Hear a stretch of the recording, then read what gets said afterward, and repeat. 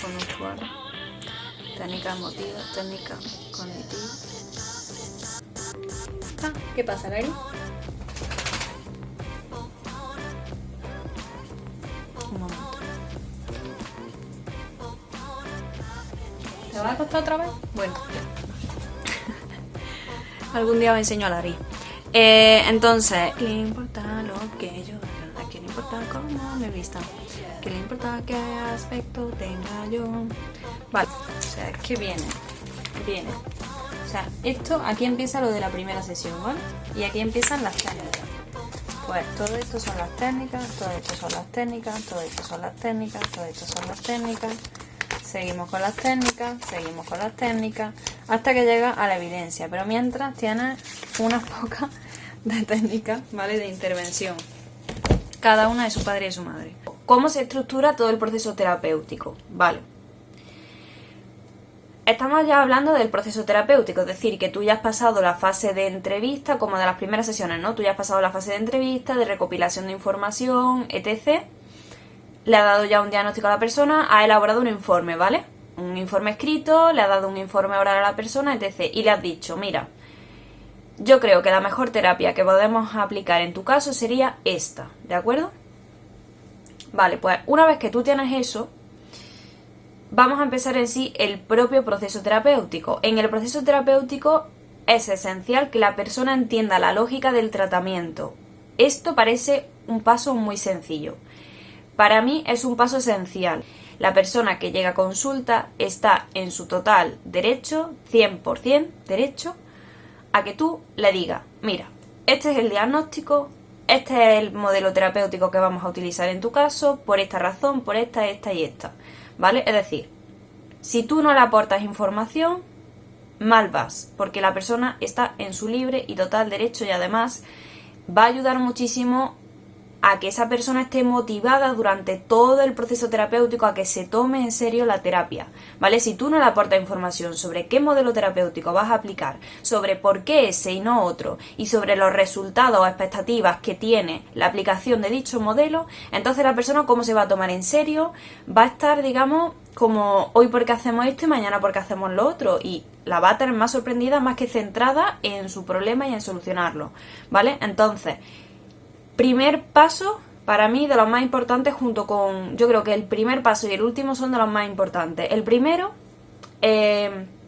hacerle entender a la persona la lógica del tratamiento.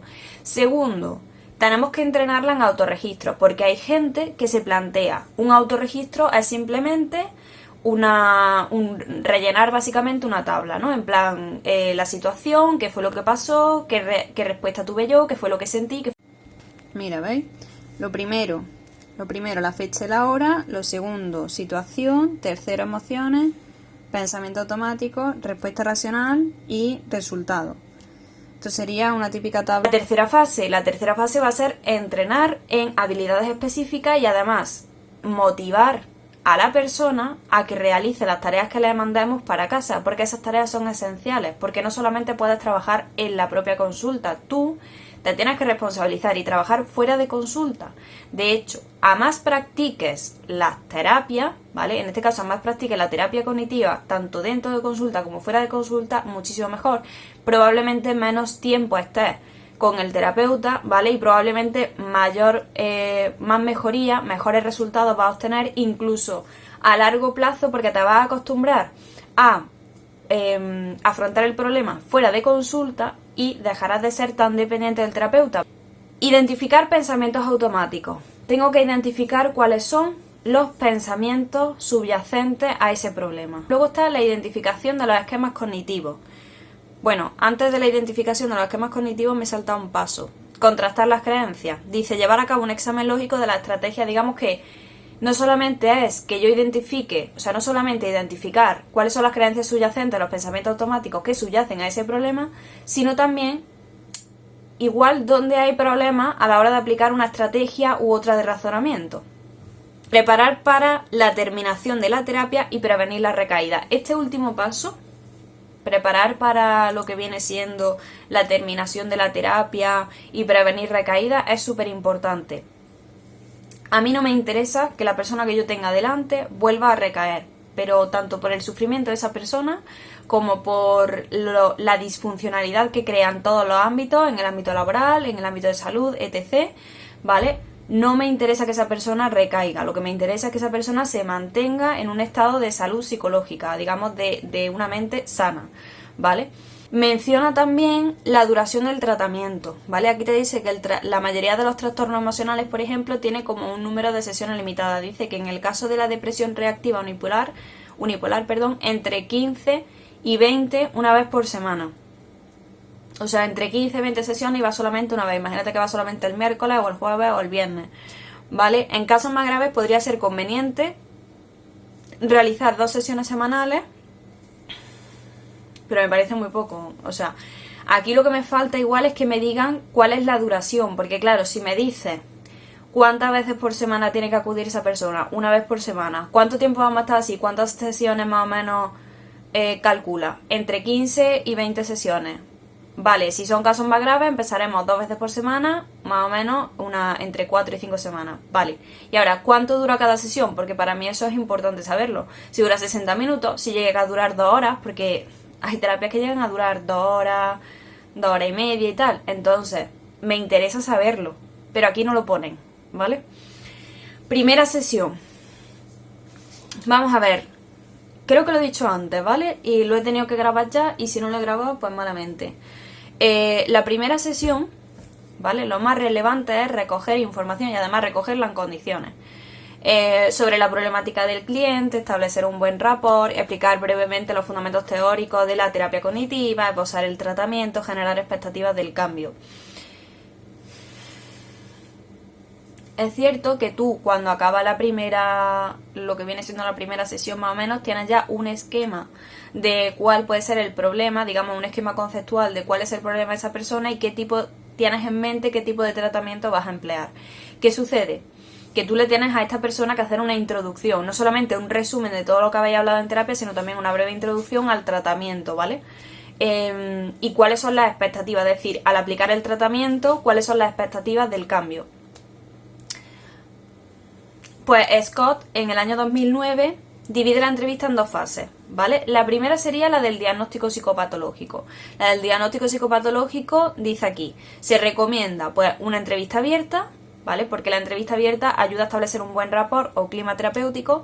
Lo segundo, un diagnóstico diferencial, ¿vale? Porque yo seguramente tendré como una baraja de posibilidades de... Hay otras veces que no, que es súper claro, pero seguramente tendré una baraja de posibilidades de puede ser esto, puede ser esto, puede ser esto, puede ser esto. Pues entonces tengo que realizar un diagnóstico diferencial, tengo que decidirme por uno. Y lo tercero, una entrevista estructurada. Exacto, fíjate que sería entrevista abierta, ¿vale? Diagnóstico diferencial, una entrevista estructurada, sistematizada y un diagnóstico, ¿vale? Ya dar por fin un diagnóstico. Esto sería como la entrevista, o sea, la parte de la entrevista que va a estar dirigida a hacer un diagnóstico psicopatológico. Por eso, en las características generales, entre otras cosas, ponía tener conocimiento de psicopatología. E insisto que esto se da en cualquier modelo terapéutico, ¿vale? La entrevista y hacer un diagnóstico psicopatológico. Bueno, pues aquí define como la segunda parte de la entrevista, ¿qué es lo que va a incluir? Pues va a incluir ya pruebas psicométricas, va a incluir compartir con el cliente la formulación provisional de cada trastorno identificado. Es que aquí, vale, aquí te dice de cada trastorno identificado, pero puede ser que la persona tenga un trastorno, o sea, no necesariamente va a tener 20. Me explico, puede ser que tenga solamente uno. Entonces, en ese caso, pues... Y luego tenemos... analizar la expectativa del cliente sobre la terapia y el terapeuta y seleccionar los problemas más urgentes y accesibles, clarificando las metas que han de ser concretas, realistas, factibles, evaluables, que se llevan a cabo en plazo limitado y por último definir definir el rol del terapeuta y el del cliente durante las sesiones y en la propuesta de tareas para casa, proponer una actividad entre sesiones que garantice una experiencia de éxito inmediata, recabar información sobre la opinión del paciente y su reacción a esta primera entrevista. Vale, pues voy a ir paso por paso porque es que me deja el boli. ¿Dónde me lo he dejado? Anda. Un subrayador, mira, qué cookie. Esa. ¿Ves? Este pinta como... Este pinta en azulito, que me gusta mucho, la verdad, cómo se queda. Es que también depende del tipo de hoja real, se queda un subrayador mejor o peor. Pero bueno, este es el que estoy usando ahora con este tema. Mira, tiene la carita aquí. In love with Aaron Tveit. Real que estoy in love con este hombre. Después, tengo que decir que me aficioné un tiempo a los subrayadores que son amarillos de color pastel, pero ahora he vuelto al amarillo fosforito, porque ya os veo bien la información. Mira, todavía voy por aquí. Bueno, pues vamos a ver, yo creo que la primera parte de la entrevista está clara, ¿no? O sea, sobre todo es la entrevista abierta, piensa que se utiliza para establecer un buen clima terapéutico o un buen rapport con el cliente, ¿vale?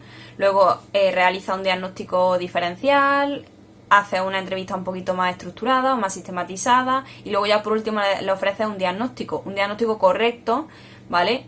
Y personalizado a ser posible. Entonces, la segunda parte ya es la que incluye las pruebas psicométricas, compartir con el cliente pues cuál es la formulación provisional del trastorno identificado, analizar cuáles son, digamos que también te interesa recoger información sobre cuáles son las expectativas del cliente sobre la aplicación de la terapia.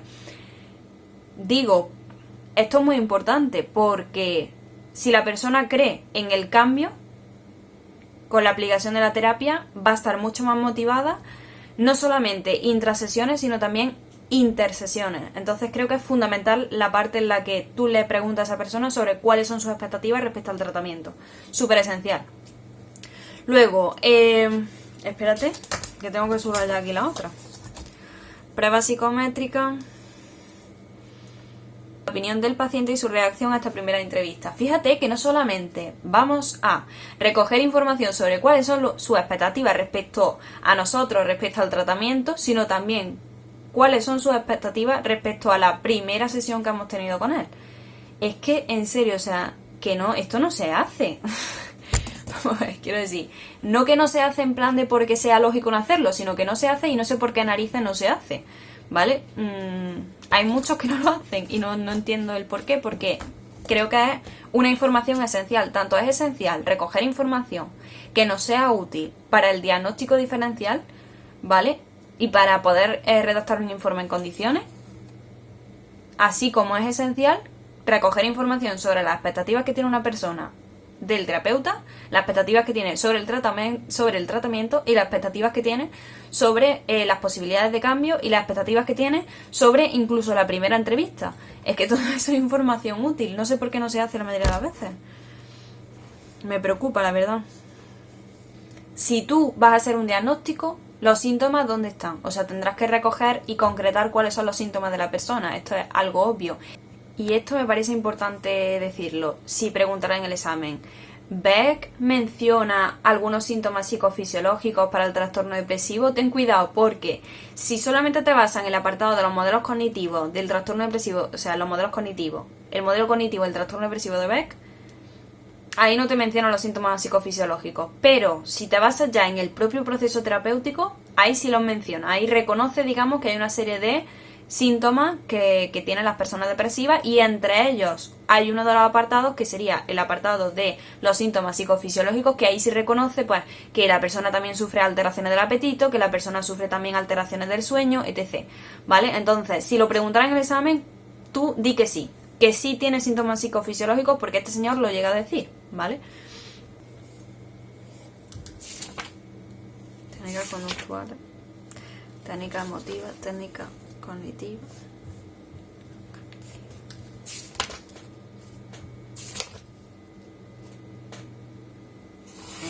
Que hay técnicas cognitivas y técnicas cognitivas específicas.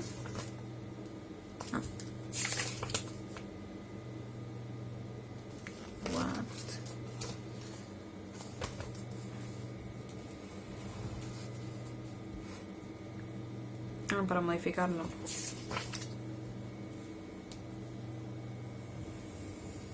Jolín, hay técnicas para todo, ¿eh? En terapia cognitiva.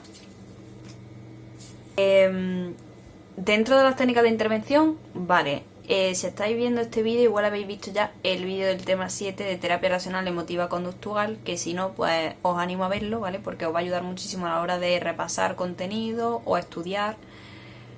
Vamos a ver, es que si ya me quejaba yo de la cantidad de técnicas de intervención que tenía el tema 7, pues acabo de ver las técnicas de intervención que tiene el tema 8 y me he preocupado. Me he preocupado porque todo esto lo vamos a tener que almacenar en nuestra mente y no sé si voy a ser capaz de procesar tanta información. Vamos a ver. Voy a tratar de resumirlo, ¿vale? Voy a ir viéndolo y voy a ir grabándolo. Voy a tratar de resumirlo lo máximo posible, que no me ocupe muchísimo tiempo en el vídeo. Lo primero que he leído ha sido que las técnicas conductuales no es lo mismo el objetivo que persigue, porque es verdad que técnicas conductuales se utilizan tanto en terapia de la conducta como en terapia cognitiva, ¿verdad? Pero no es lo mismo el objetivo que persigue un terapeuta de la conducta que el objetivo que persigue con las técnicas conductuales un terapeuta cognitivo. Por ejemplo, un terapeuta de la conducta persigue el objetivo de el cambio de la conducta en sí mismo, o la eliminación de la conducta en sí misma, o la reducción en cuanto a frecuencia de una conducta concreta, pero un terapeuta cognitivo, el objetivo que persigue va a ser sí o sí que con esa conducta cambie una creencia, un pensamiento. El primer tipo de técnica conductual que aparece en el libro sería la programación de actividades. Y tú dirás, hombre, la programación de actividades no es importante. Programar actividades es súper importante. Trabajar tareas fuera de lo que viene siendo el ámbito clínico es súper importante. ¿Ves? Es que a esto me refería yo con la recogida de información, que no solamente, vamos a ver, que no solamente recojamos información para dar un diagnóstico diferencial y ya, sino que tú recojas información para personalizar el tratamiento, porque tú no le vas a mandar una tarea para casa a una persona la misma, o sea, tú no le vas a enviar una misma tarea para casa a dos personas diferentes, ¿vale? Sino que generalmente busca una actividad que le produzca algún tipo de agrado a esa persona, ¿vale? Porque esto le va a motivar más y va a provocar que esta persona se anime a realizar la actividad fuera de la clínica. Entonces, en la programación de actividades, por un lado, estás ayudando al paciente depresivo a que diga, ostras, que no soy incompetente, que no soy incapaz de hacer las cosas, que puedo hacer las cosas por mí misma o puedo hacer las cosas por mí mismo. Entonces, digamos que de esta manera está venciendo a eso de soy incapaz, no sirvo para nada, soy un incompetente. Estás combatiendo eso, ¿vale? Y la persona está combatiendo eso. Pero además de esto, ayuda a la hora de seleccionar actividades que estén personalizadas, que para la persona le produzcan algún tipo de placer. Estás ayudando a que esta persona gane en satisfacción. Esta persona que pensaba que no podía llegar a conseguir bienestar o que no podía llegar a ser feliz en un momento concreto, va a conseguir que lo sea, realizando una actividad que además va a entrar dentro de la terapia cognitiva. Creo que es un avance importante. Entonces, después de esto, tú dices, es que a la hora de programar una actividad, pues sí, generalmente programas el tiempo, la cantidad de veces que lo tienes que hacer por semana, digamos, le dices, pues mira, esto lo tienes que hacer tantos días, una vez finalice esta sesión, hasta que nos veamos en la próxima, tiene que durar más o menos unos 40, unos 30 minutos, etc., ¿vale? Digamos que lo programas. Pero no solamente eso, sino que cuando esa persona llegue a consulta, vas a aplicar una escala cuando esa persona llega a consulta, y en esa escala tú vas a decirle, pues mira, me vas a decir el grado de dominio y el grado de satisfacción, o el grado, digamos, sí, el grado de satisfacción que has conseguido realizando esta actividad, ¿vale? Entonces tendrás como una lista de actividades, y esta actividad, el grado de dominio que tenía respecto a la actividad era este, y además el grado de satisfacción que he obtenido era tal. De la segunda actividad, el grado de dominio que tengo ha sido este, y el grado de satisfacción que conseguí fue este, ¿vale? ¿Qué sucede? Que es diferente la escala que tú vas a aplicar a una persona con depresión a una persona con problemas de ansiedad, con un trastorno de ansiedad. Me da igual que sea trastorno de ansiedad generalizada, que sea trastorno de ataque de pánico, que sea un trastorno de fobia específica, me da igual, ¿vale? A una persona que tenga un problema de ansiedad, tú vas a aplicar una escala en la que evalúes el grado de dominio que tenía respecto a una actividad concreta y el nivel de malestar o el nivel de ansiedad que le ha generado. Entonces, pues, dependiendo, ¿vale? Pero está muy bien que nosotros, según cada actividad que le vayamos sugiriendo al cliente, pues veamos luego qué resultado ha tenido, qué nivel de malestar ha generado. También en función de esto nosotros trabajaremos más ese tipo de actividad en terapia y no solamente fuera de la terapia. El role-playing es otra técnica conductual que va a ser muy útil, porque el role-playing, no sé si os habéis fijado, aparece, pues yo no sé si aparece en todos los modelos terapéuticos, ¿vale? Del libro, o sea, el role-playing está presente en todos lados, ¿vale? Es una técnica que nos va a ayudar muchísimo a combatir de nuevo los pensamientos automáticos que tenga el cliente. Por ejemplo, llega a un supermercado y tiene muchísimo miedo a equivocarse a la hora de dar el cambio o por ejemplo, simplemente a que han cambiado un producto de una estantería a otra y tiene miedo o le genera ansiedad el preguntar simplemente, oye, ¿dónde está este producto? Que es que les ocurre. Entonces, nosotros lo practicamos mediante la técnica del ensayo conductual de role-playing o durante la técnica de modelado y de esta forma vamos a ayudar a la persona a que mediante un cambio conductual genere un cambio en sus creencias subyacentes. Luego tenemos las técnicas de afrontamiento. Dentro de las técnicas de coping o las técnicas de afrontamiento hay muchísimas. Tenemos desde técnicas de control de estímulos y tú dirás, ¿las técnicas de control de estímulo en qué consiste? Una técnica de control de estímulo básicamente es, nosotros hemos dicho que una persona depresiva suele tener determinados síntomas psicofisiológicos, así como conductuales, afectivos, cognitivos, motivacionales, ¿no? Que van a alterar el sueño, el ciclo del sueño, van a alterar, por ejemplo, el apetito, van a alterar... Entonces, ¿qué sucede? Que si nosotros trabajamos con ese tipo de estímulos, prácticamente sería reducir los estímulos que van a interferir y que van a ser problemáticos a la hora del sueño o a la hora de la comida o a la hora de tal, e incrementar aquellos estímulos que induzcan el sueño, que induzcan, ¿vale? Entonces, eso sería la técnica de control de estímulos. Luego tenemos la relajación, que en el libro no se especifica si es relajación progresiva de Jacobson, si es relajación autógena. De todas formas, yo entre progresiva y autógena, la autógena suele tener más inconvenientes, basta. Luego, exposición graduada, creo que esto entra dentro del tema 4 de técnica de exposición. Había o era exposición graduada o era exposición en inundación, creo que era. La inundación creo que era que no era graduada, que tú directamente exponías a esa persona no de forma gradual y progresiva al estímulo ansiogénico, sino directamente, ¿vale? Esa era la de en inundación, y la graduada era precisamente pues eso, que tú lo vas exponiendo, pero poco a poco, ¿vale? Bueno, pues la exposición graduada es la que se utiliza en técnicas de afrontamiento, en la terapia cognitiva. Ten en cuenta que las técnicas de exposición son fundamentales en cualquier trastorno de ansiedad. El control de la respiración o técnicas de hiperventilación, pues fíjate, he dicho, la relajación no sé si es progresiva autógena o entrenamiento de respiración. Pues fíjate, aquí tenemos control de la respiración o técnicas de hiperventilación. Esto, por ejemplo, sobre todo se utiliza cuando los síntomas psicofisiológicos son muy fuertes, como por ejemplo puede ser un trastorno de ataque de pánico o puede ser pues cualquier otro trastorno cuyos síntomas somáticos sean una amenaza o supongan algún tipo de peligro.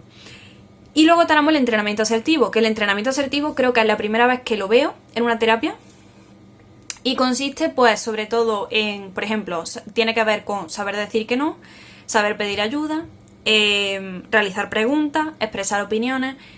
Tú dirás, esto es una tontería. Esto no es una tontería porque real que sucede eso, que llega un punto en el que uno se siente tan incapaz y tan incompetente que ni siquiera realizar una pregunta de, oye, este producto que antes estaba aquí, ¿a dónde lo habéis cambiado? ¿Dónde puedo encontrarlo? O cualquier cosa así, o por ejemplo, que alguien te diga, haces esto y tú estás acostumbrado siempre a decir que sí, no tenga o sea, te sientas incompetente para decirle que no a la persona, esto sucede. Entonces, el entrenamiento asertivo creo que es, aunque sea la última técnica que hayan escrito dentro de las técnicas de afrontamiento en el libro, que sea la última que aparezca dentro de las técnicas de afrontamiento, creo que es de las más importantes. Vale. Técnicas emotivas. ¿Cuáles son las técnicas emotivas? Pues mira, técnicas emotivas tienes hasta 1, 2, 3, 4, 5 y 6. Hasta 6 tipos de técnicas emotivas. La primera es la generación de autocompasión. Esta técnica no es una técnica que sirva para todos los clientes. Quiero decir que va a ser una técnica que se utilice solamente cuando la persona, para el paciente es imposible llegar a llorar, ¿vale? Cuando no puede generar ese estado, ¿vale? Y tú ves que es que lo necesitas sí o sí, necesitas sacarlo de alguna manera, pues consigues mediante esta técnica ese propósito. Sí es cierto que no es una técnica que digo que se deba de aplicar a todos porque generalmente los pacientes depresivos pecan de tener síntomas como el exceso de llanto, el exceso de autocompasión, y son síntomas que precisamente va a combatir la terapia cognitiva. La terapia cognitiva se va a centrar en el pelear contra esos síntomas, ¿vale? Entonces, ¿qué sucede? Pues que no está hecho para todo esta técnica, ¿vale?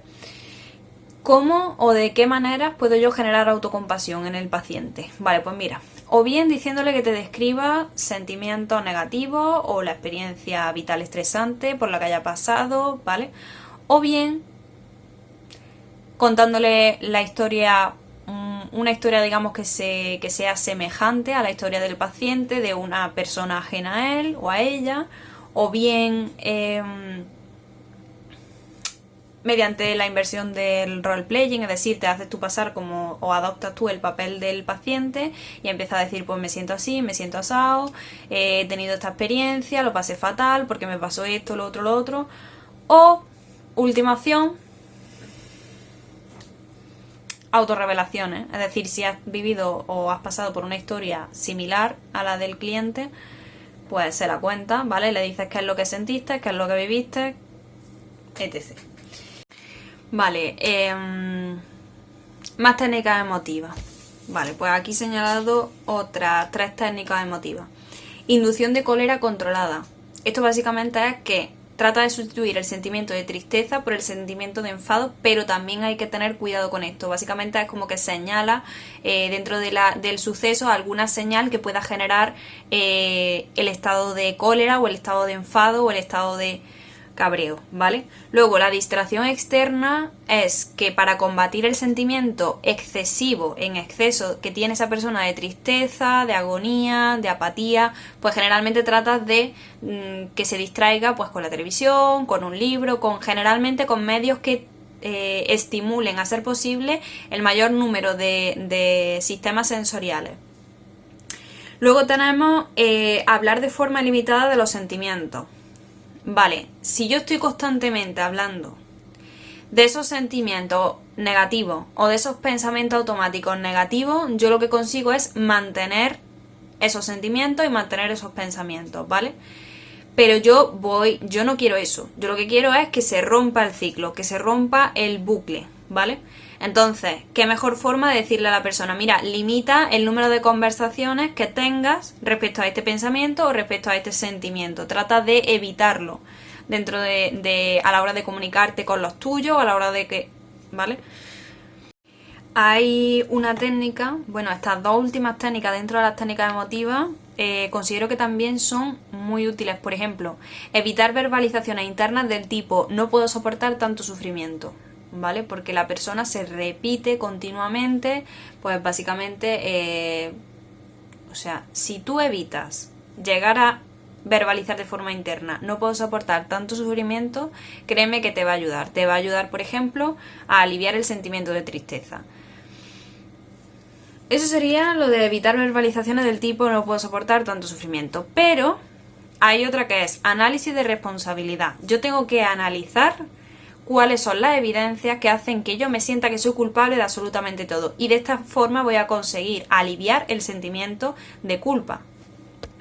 Técnicas cognitivas. Y tienes técnicas cognitivas. Luego tienes técnicas para identificar y modificar esquemas cognitivos y supuestos básicos subyacentes, que esto evidentemente hay que hacerlo en terapia cognitiva sí o sí. Técnicas para el cambio de creencias nucleares y supuestos básicos, sí, que serían de las técnicas ya en sí propias de la terapia cognitiva, vaya. Y luego ya realización para las tareas para casa. Y luego ya te estudia lo de la evidencia empírica, o sea, me parece excesivo. El descubrimiento guiado, ¿en qué consiste? Piensa en Sócrates, ya está. O sea, básicamente las típicas preguntas o el diálogo socrático, pues eso es el descubrimiento guiado. Aquí aparecen como una serie de preguntas generales para cuestionar las diferentes condiciones disfuncionales. ¿Cuál es la evidencia a favor o en contra de esos pensamientos? ¿Cuáles son las formas alternativas de pensar en esa situación? ¿Cuáles son las consecuencias de pensar de esta manera? Descubrimiento guiado, piensa en Sócrates y ya está. ¿Cómo Sócrates cuestionaría el pensamiento de una persona? ¿Vale? Pues generalmente sería realizando una serie de preguntas abiertas, ¿vale? De ¿por qué piensas esto? ¿Cuál es la evidencia de este pensamiento? O sea, ¿en qué te basas para pensar esto? ¿Y qué tipo de consecuencias tiene esta manera de pensar? ¿Crees que es positivo? ¿Crees que es negativo? ¿Beneficioso o perjudicial para ti? ¿Crees que habría una alternativa a esa forma de pensar? ¿Vale? Sería típico cuestionamiento socrático. Vale. Y luego tiene otro apartado de técnica. Me estoy yendo cada vez más a la izquierda. Es que la silla tiene ruedas, pero es que me mueve mucho estudiando. Vamos a ver, me cuesta mucho estar. De hecho, no me siento normal. O sea, aquí no se ve, pero no me siento normal. Hago cosas raras con las piernas en la silla. Bueno, a ver, ¿cuáles son las técnicas cognitivas específicas? Las técnicas cognitivas específicas serían técnicas de reatribución. ¿Qué son técnicas de reatribución? Tú piensas ¿cuáles eran las 3 dimensiones atribucionales? El locus de control, si era interno o externo, la estabilidad o inestabilidad de un hecho, de un suceso, y luego si era global o si era específico, ¿vale? Generalmente una persona depresiva ante un fracaso realiza atribuciones de locus de control interno, estable y global. Técnicas de conceptualización. Me he perdido en los apuntes. Momento. Técnicas de conceptualización alternativa. Esto básicamente es, bueno, según tú, esto ocurre por esta razón. Vale, podemos encontrar otra razón alternativa a la que tú estás diciendo, que no te lleve a pensamientos tan automáticos, catastrofistas y además tan hirientes, ¿vale? Bueno, pues trata de buscar pues otra conceptualización del problema, pues en tu búsqueda de cambiar ese tipo de pensamientos que están cegados negativamente. Técnicas basadas en imaginación. En el libro está en la página 410-411. Bueno, pues aquí entran otras tantas técnicas, ¿vale? Porque podrían haberse quedado en técnicas basadas en imaginación, como por ejemplo parada de imágenes o proyección temporal o imaginar metáforas, pero no, ellos se han decidido a darte toda la información, porque tú tienes el derecho de tener toda la información. Entonces, viene parada de imágenes, repetición continuada, proyección temporal, imaginar metáforas, parada de imagen catastrofista, imaginación inducida, imaginación positiva. Necesito beber agua. Que no me queda. Vale, imaginación positiva, imaginación como estrategia de coping y repetición de metas. Y quien quiera verla, sinceramente, porque esto, mi intención con estos vídeos es que sea un resumen, así que quien quiera repasarlas, pues que mire en la página 411, porque me da a mí la sensación de que en lugar de pedirte que explique una o que explique otra, y espero que sea así, ¿vale? Te digan nombra varias, ¿vale? Pero pues ya está, o sea, que no, ya está. Mi consejo es que no perdáis el tiempo en exceso, es decir, os las leáis en qué consiste cada una, pero para que tú te acuerdes en el examen, dentro de técnicas de intervención, dentro de las técnicas cognitivas, dentro del apartado de técnicas cognitivas específicas y dentro de técnicas basadas en la imaginación, del conjunto de técnicas basadas en la imaginación, pues nada, pues los que tengáis una memoria de elefante, maravilloso, pero no es mi caso, así que me voy a lo importante.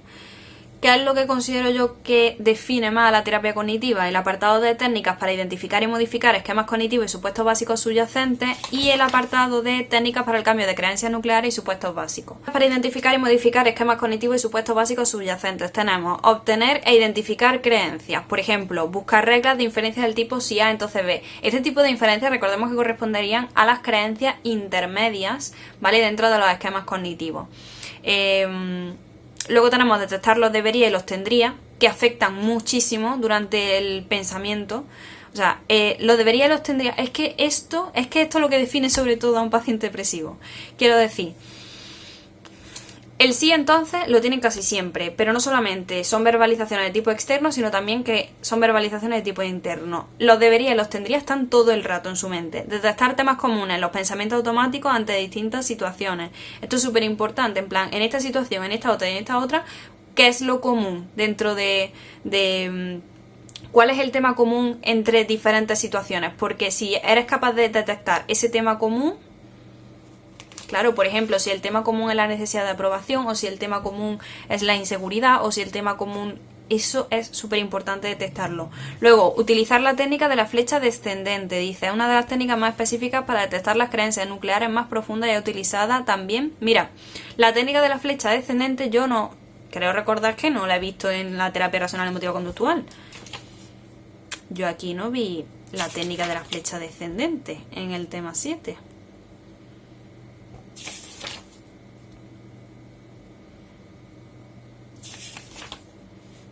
Bueno, yo no encuentro la técnica de la flecha descendente en el tema 7, pero dice en el libro que aparece, o sea, que se da también y ha utilizado de la terapia racional emotiva conductual, pues de acuerdo. El objetivo de la técnica de la flecha descendente es ir profundizando mediante unas... Ir profundizando, es que estoy tratando de hablar más rápido porque quiero acabar ya el tema, pero bueno. Ir profundizando mediante una serie de preguntas encadenadas hasta llegar a las creencias disfuncionales o esquemas más profundos del paciente. Básicamente que empieza cuestionando el tema, pero en general, y luego vas profundizando cada vez más hasta llegar a preguntas más específicas, claro. Vale. Plantear situaciones hipotéticas. Perspectiva histórica, es decir, analizar desde cuándo se tienen esos pensamientos automáticos puede llevar a revisar el periodo evolutivo en el que comenzaron a manifestarse, indagar en la experiencia que se han tenido a lo largo de la vida y la influencia de personas significativas puede llevar a detectar reglas, creencias, esquemas disfuncionales. Técnicas emotivas, otra vez, y otra vez. Las técnicas emotivas otra vez están aquí. Y luego evaluación mediante cuestionarios. Pues por ejemplo tienes la escala de actitudes disfuncionales o el cuestionario de esquemas de Jung, entre otros son algunos cuyos ítems indicarán la existencia de diferentes esquemas o creencias disfuncionales. Vale, es decir, que puede llegar incluso a aplicar cuestionarios. Luego tienes técnicas para el cambio de esas creencias. Digamos que siempre hemos dicho que primero identificamos las creencias, porque como voy a generar cambio en las creencias si no las he identificado, si no he identificado cuáles son, pues entonces una vez ya tenemos identificadas cuáles son las creencias subyacentes y cuáles son los esquemas cognitivos que se activan, ¿vale? Pues ahora lo que vamos a hacer es generar un cambio de creencias nucleares de los supuestos básicos. ¿Cómo? Pues mediante el reconocimiento de un continuo. El reconocimiento de un continuo sería ir mostrando al cliente cómo los esquemas disfuncionales se pueden organizar en un continuo que va desde un patrón de pensamiento a rasgos muy categoriales pasando por un conjunto de creencias intermedias. El reconocimiento de un continuo es que vayan prácticamente identificando todos los eslabones de la cadena del pensamiento automático. Registro de datos positivos y recoger evidencias de los nuevos y viejos esquemas. Recoger nuevos esquemas alternativos que además sean esquemas positivos, ¿vale? Y recoger evidencia de los nuevos y de los viejos esquemas. Pues esto no sé exactamente qué será. Vaya. Esto podrían haber puesto sustitución de esquemas cognitivos negativos por esquemas cognitivos positivos. No sé por qué han cogido y lo han nombrado como registro de datos positivos y recoger evidencia de los nuevos viejos esquemas. Mira, yo esto me lo voy a aprender de la siguiente manera y es rechazo, o sea, digamos no, rechazo no, sustitución de esquemas cognitivos positivos. Sustitución de esquemas cognitivos negativos por esquemas cognitivos positivos. ¿Ok? Ya está. O sea, es que, vamos, faltaría ahora más que te aprendas ahora un nombre, venga. Señores, los que escriben los libros tienen que facilitarnos el contenido a los que los leemos. Una cosa es que tú introduzcas palabras o términos que evidentemente forman parte de una terapia o de otra o de la propia psicología, pero otra cosa es que tú cojas y metas un título enorme de registro de datos positivos y recoger evidencia de los nuevos y viejos esquemas. Es que esto no viene ni en el título de un periódico. Que no. Establecer, o sea, que demasiada longitud a algunas técnicas. La han nombrado ahí, boom. No. A ver, reconocimiento de un continuo me parece bien, porque tú piensas que o sea, en la activación de un esquema cognitivo negativo, hay una serie de cadenas, ¿vale? Hay unos eslabones en la cadena que están relacionados y que van de menos a más o de más a menos. Quiero decir, que hay una conexión entre esos, o sea, de todos esos eslabones.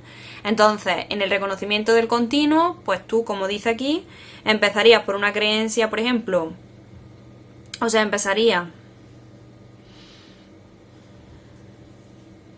claro, digamos que en el reconocimiento del continuo tú lo que le explicas al paciente es cómo está formado un esquema y cómo funciona cuando se activa su esquema cognitivo negativo, ¿vale? Digamos, le explica lo que viene siendo la terapia cognitiva, la organización cognitiva, ¿vale? De Aaron T. Beck. Luego, el segundo título lo voy a sustituir, o sea, la segunda técnica, que parece la carretera del Muriano, ¿vale? La segunda técnica la voy a sustituir por el siguiente, o sea, el nombre lo voy a cambiar, ¿vale? Lo voy a cambiar porque no hay manera de tragarse eso de cara al examen. Voy a poner sustitución de los esquemas cognitivos negativos por esquemas cognitivos positivos alternativos. ¿Te parece bien? Porque el propio nombre lo dice y ya te quita de historia. Luego, establecer el criterio de lo que se considera cambio de creencia.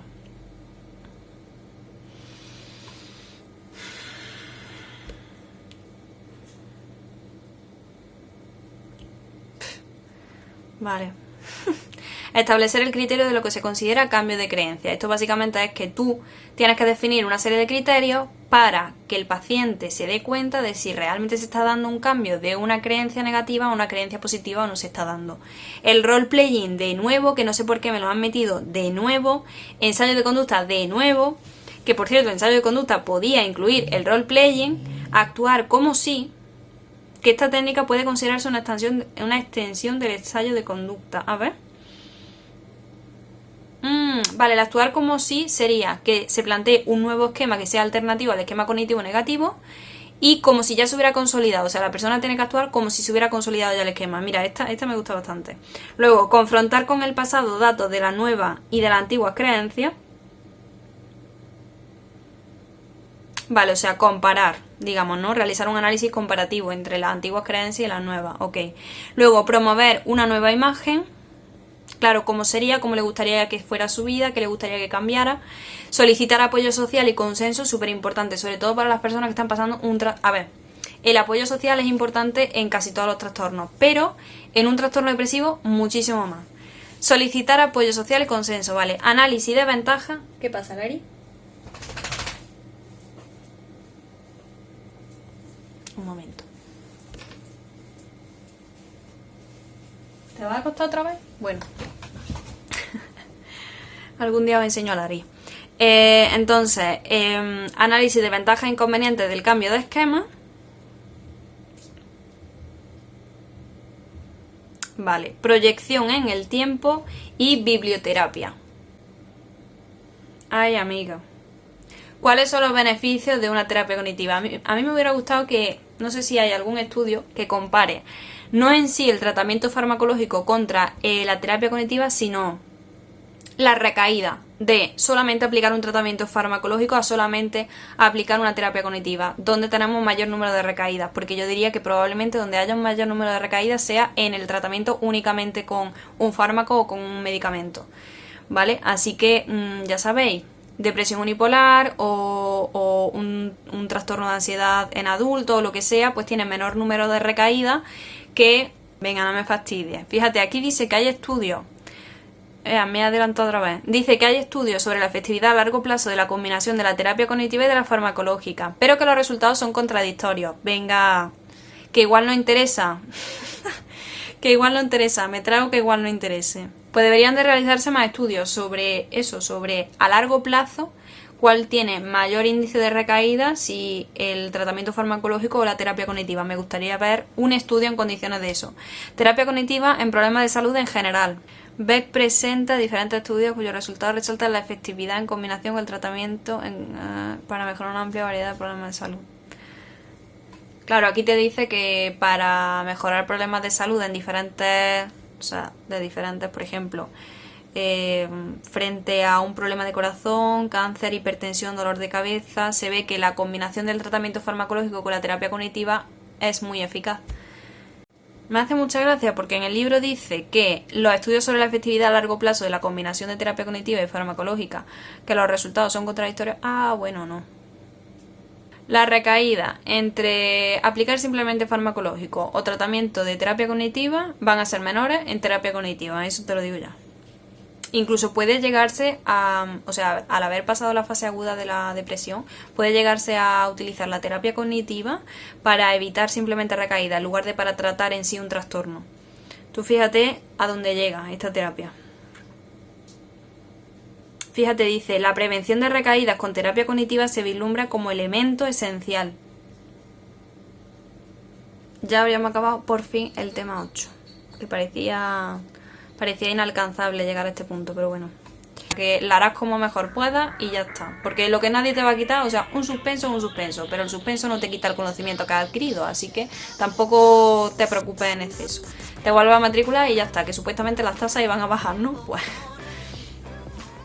No, en serio, es un poco una es una putidi que te mates a estudiar y luego te hagan una pregunta de desarrollo de las técnicas, por ejemplo, cognitivas de terapia cognitiva. De todas, o sea, que la escribas todas y que no se te olvide ninguna. Pero bueno, ya está.